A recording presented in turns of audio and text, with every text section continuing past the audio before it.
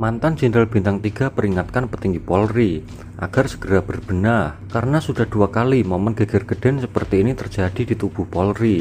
Pemicunya ya sama, karena merekayasa sebuah kasus. Pada dasarnya, kasus seperti ini menjadi penting bukan hanya untuk keadilan bagi korban, namun juga menjadi pertaruhan bagi institusi Polri di mata publik. Dan harusnya Polri juga bisa melihat kasus Brigadir Yosua ini bisa menjadi titik balik reformasi bagi Polri untuk berbenah dan menyingkirkan para oknum yang nakal, terutama bagi para petinggi Polri yang mencoba bermain-main dengan jabatannya.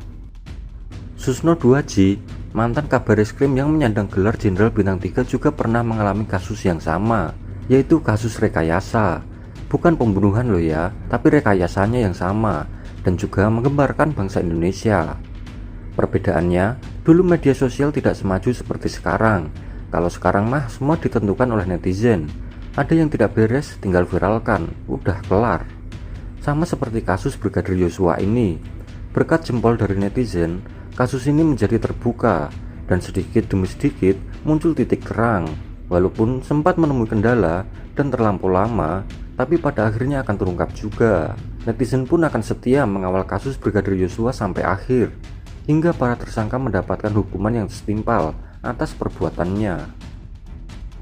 Berbeda dengan kasus yang dialami oleh Susno Duaji 12 tahun silam, karena dulu media sosial belum maju seperti sekarang, sehingga kasus yang dialami oleh Pak Susno tidak dikawal dengan ketat oleh publik.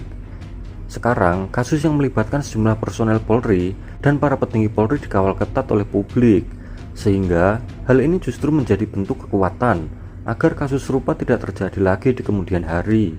Sudah 2 kali terjadi momentum geger seperti ini di tubuh kepolisian akibat rekayasa.